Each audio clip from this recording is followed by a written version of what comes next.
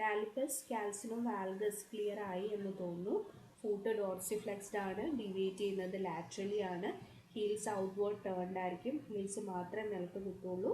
ബാക്കിയുള്ള portion elevated ആയിരിക്കും. The anterior portion of the foot is elevated.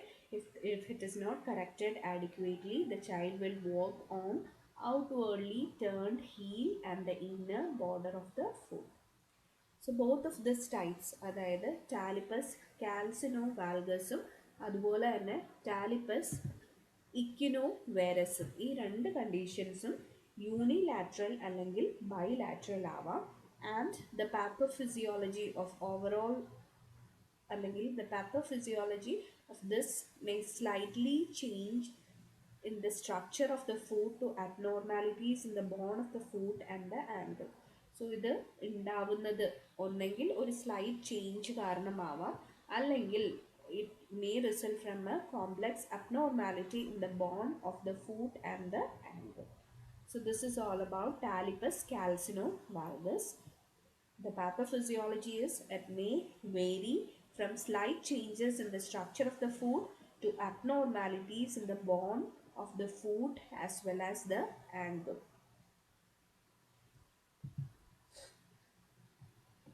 Coming to the next condition, which is talipes varus. Talipes varus എന്ന് പറയുന്നത് it is a inversion or bending inward. The heel is turned inward from the midline of the leg and only the outer portion of the soles rest on the floor. So ഈ ഒരു പടത്തിൽ കാണുന്നത് പോലെ തന്നെ mid line, ഇപ്പോൾ നമ്മളുടെ കാലിൻ്റെ mid ലൈനിൻ്റെ ഉള്ളിലേക്ക് ഒരു ബെൻഡിങ് ഇൻവേർഡിനെയാണ് ടാലിപ്പസ് വേരസ് എന്ന് പറയുക. സോ കുട്ടിയുടെ കാലിൻ്റെ ഔട്ടർ ബോർഡർ മാത്രമേ നിലത്ത് കുത്തുള്ളൂ. ബാക്കിയുള്ള ഭാഗം ഇങ്ങനെ എലിവേറ്റഡ് ആയിട്ട് ഉള്ളിലേക്ക് വളഞ്ഞിട്ടായിരിക്കും ഇരിക്കുക. So talipes varus, it is an inversion or bending inward. The heels are turned inward from the midline of the leg and only outer portion of the soles rest on the floor. Clear ആയി എന്ന് തോന്നുന്നു. ഈ പടത്തിൽ കാണിച്ചിരിക്കുന്ന പോലെ തന്നെയാണ് ടാലിപ്പസ് വേരസ് എന്ന് പറയുമ്പോൾ an inversion or bending inward. ഇവിടെ നമ്മളുടെ കാലിൻ്റെ മിഡ് ലൈനിലേക്ക് വളഞ്ഞിട്ടായിരിക്കും ഇരിക്കുക. കാലിൻ്റെ മിഡ് ലൈനിൻ്റെ ഓപ്പോസിറ്റ് സൈഡിലെ ഭാഗം, അതായത് വെളിയിലേക്ക് ഇരിക്കുന്ന ബോർഡർ മാത്രമേ നിലത്ത് കുത്തുള്ളൂ. ബാക്കിയുള്ള പോർഷൻസ് ഇങ്ങനെ എലിവേറ്റഡ് ആയിട്ട് വെളിയിലേക്ക് നിൽക്കുമായിരിക്കും ചെയ്യുക. സോ നിങ്ങളുടെ കാലിൽ എല്ലാവരും ഇതൊന്ന് വെച്ച് നോക്കുക, അപ്പോൾ നിങ്ങൾക്കൊരു ക്ലിയർ ഐഡിയയും കൂടെ കിട്ടും. Next is about talipes valgus. Talipes വേരസിൻ്റെ നേരെ ഓപ്പോസിറ്റ് ആണ് ടാലിപ്പസ് വാൽഗസ്. സോ ഈ പടത്തിൽ കാണാൻ പറ്റും ക്ലിയർ ആയിട്ട്. നേരത്തെ നമ്മൾ ബെൻഡിങ് ഇൻവേർഡ് ആണ് പറഞ്ഞതെങ്കിൽ it is an eversion or bending outward. അതിൻ്റെ നേരെ ഓപ്പോസിറ്റ്, അതായത് മിഡ് ലൈനിലേക്ക് വന്നിരിക്കുന്ന പോർഷൻ അല്ലെങ്കിൽ കാലിൻ്റെ ഇന്നർ ബോർഡർ നിലത്ത് കുത്തിയിട്ട് ബാക്കിയുള്ള ഭാഗം ഔട്ടർ ബോർഡർ ഇങ്ങനെ പൊങ്ങി നിൽക്കുന്ന കണ്ടീഷനാണ് ടാലിപ്പസ് വാൽഗസ്. സോ ഈ പടത്തിൽ നോക്കിയിട്ടുണ്ടെങ്കിൽ കാണാൻ പറ്റും it is N inversion or bending outward. Heels are turned outward from the midline of the leg and only the inner side of the soles rest on the floor. So talipes വേരസിൻ്റെ നേരെ opposite ആണ് ടാലിപ്പസ് valgus. കാലിൻ്റെ mid ലൈനിലേക്ക് വന്ന് നിൽക്കുന്ന ഭാഗം നിലത്ത് കുത്തിയിട്ട് മറ്റേ ഭാഗം ഔട്ടർ ബോർഡർ വെളിയിലേക്ക് അല്ലെങ്കിൽ മുകളിലേക്ക് പൊന്തി നിൽക്കുകയാണ് ചെയ്യുക.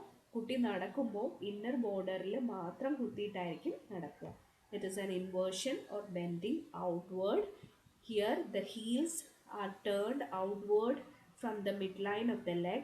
Only inner side of the sole rest on the floor.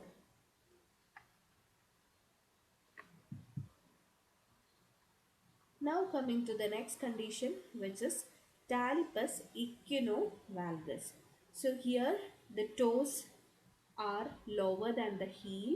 The heels are elevated and turned outward from the midline of the body. So ഈ പടത്തിൽ കാണാം ടാലിപ്പസ് ഇക്വിനസ് ഇരിക്കുന്നത് ടോസ് ഹീൽസിനേക്കാളും താഴെയായിരിക്കും. ഹീൽസ് പൊന്തിയിട്ടായിരിക്കും അല്ലെങ്കിൽ ഈ വിരലുകളിൽ കുത്തിയിട്ടായിരിക്കും കുട്ടി നടക്കുക. അതുപോലെ തന്നെ അതിൻ്റെ ഒപ്പം വാൽഗസും കൂടെ കുട്ടിക്ക് ഉണ്ടാവും. അതായത് heels they are turned outward from the midline of the body. ഈ രണ്ട് കണ്ടീഷൻ്റെ കോമ്പിനേഷൻ ആണ് talipes equino valgus. So ടാലിപ്പസ് ഇക്വിനസും talipes വാൽഗസും എന്താണെന്ന് അറിഞ്ഞിട്ടുണ്ടെങ്കിൽ ടാലിപ്പസ് ഇക്വിനോ വാൽഗസ് എളുപ്പമാവും. So here the toes are lower than the heel. അതുപോലെ തന്നെ the heels are elevated, they are turned outward from the mid line of the body. ഈ രണ്ട് കണ്ടീഷൻസിൻ്റെ joining ആണ് ടാലിപ്പസ് ഇക്വിനോ വാൽഗസ്.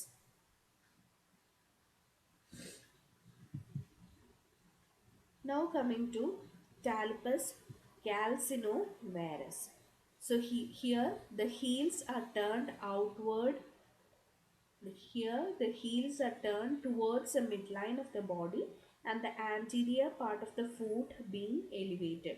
So മറ്റേ കണ്ടീഷനിൽ heels ആയിരിക്കും എലിവേറ്റഡ് ആയിട്ട് നിൽക്കുക. ഇവിടെ നേരെ തിരിച്ച് ഹീൽസ് ആയിരിക്കും നിലത്ത് കുത്തുക, കാലുകളായിരിക്കും പൊന്തി നിൽക്കുക.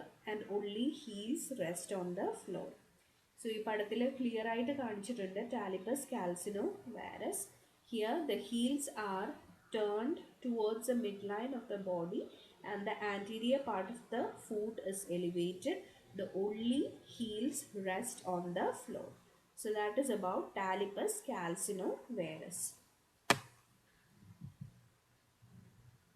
Now we have seen the different types of club foot.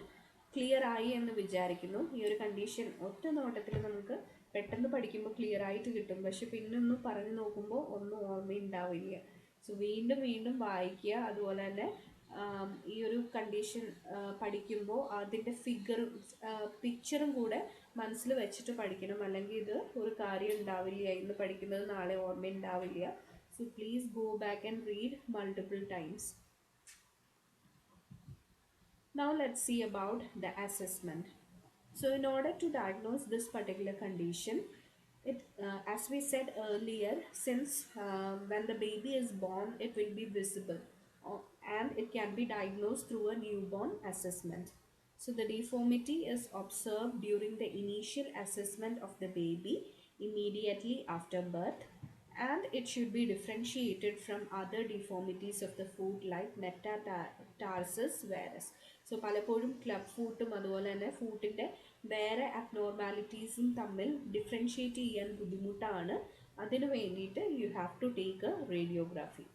So assessment വളരെ സിമ്പിളാണ്. ഇത് എവിഡൻ്റ് ആയിട്ട് കാണാൻ പറ്റുന്ന ഒരു കാര്യമാണ്. ന്യൂ ബോൺ അസസ്മെൻറ്റിൽ ബേബിനെ ഒബ്സർവ് ചെയ്യുമ്പോൾ തന്നെ ബേബിയുടെ കാലിൻ്റെ ഡിഫോമിറ്റി നമ്മൾക്ക് കാണാൻ പറ്റും. And in order to differentiate between other foot deformities, you will have to take a detailed radiography in order to see the involvement of the foot, the angle, as well as the muscles and the tendons. Coming to the management of the condition, the management should be started as soon as possible. And ബർത്തിൽ നിന്ന് അല്ലെങ്കിൽ ആ കുട്ടി ജനിക്കുന്ന ആ ഒരു ടൈമിൽ തന്നെ മാനേജ്മെൻറ്റ് തുടങ്ങിയിരിക്കണം. കാരണം കുട്ടികൾ പെട്ടെന്ന് ഗ്രോ ചെയ്യും അല്ലേ, അവർക്ക് റാപ്പിഡ് ഗ്രോത്ത് ആണ് ന്യൂ ബോൺ പീരിയഡിൽ ഉണ്ടാവുക. അവരുടെ കാലുകൾ വളരുന്നതനുസരിച്ച് ഈ ഒരു ഡിഫോമിറ്റി കറക്റ്റ് ചെയ്യാൻ ബുദ്ധിമുട്ടായിട്ട് വരും. So it should B started as soon as possible. Delay makes correction more difficult since the bones and the muscles of the foot as well as the leg, they tend to develop abnormally and the tendons tend to shorten. So കുട്ടികൾ വളരുന്നതനുസരിച്ച് ബോൺസും മസിൽസും abnormal ആയിട്ട് grow ചെയ്യുകയും അതുപോലെ തന്നെ ഇതിനെ support ചെയ്യുന്ന tendons അത് ഒന്ന് shorten ആയി കൺസ്ട്രിക്റ്റഡ് ആവുകയും ചെയ്യും. അത് കാരണം ഡിലേ ഉണ്ടാവുകയാണെങ്കിൽ കറക്ഷൻ ഫീസിബിൾ ആവില്ല. So it should be corrected as soon as possible. യൂണിവേഴ്സിറ്റിയുടെ പ്രീവിയസ് ക്വസ്റ്റ്യൻസ് എടുത്ത് നോക്കിയിട്ടുണ്ടെങ്കിൽ അതിൻ്റെ അകത്ത് പലപ്പോഴും ഗീത റീസണിൽ ചോദിക്കുന്ന ഒരു ചോദ്യമാണിത്. Why is the correction of club foot done as early as possible? Answer ഇതാണ്. അപ്പോൾ നോട്ട്ബുക്കിലേക്ക് എഴുതുമ്പോൾ ഇതിൻ്റെ സൈഡിൽ ആ ക്വസ്റ്റ്യനും കൂടെ മാർക്ക് ചെയ്തിട്ട് ഇമ്പോർട്ടൻ്റ് ആയിട്ട് വരയ്ക്കുക. കഴിഞ്ഞ വർഷത്തെ യൂണിവേഴ്സിറ്റി ക്വസ്റ്റ്യനിലും ഉണ്ടായിരുന്നു ഈ ഒരു question. In early infancy, the treatment is usually conservative and it depends upon the severity or involvement of the ankle, foot as well as the muscles. Usually the treatment consists of manipulation of the foot, use of Dennis Brown splint and application of cast If this conservative management doesn't work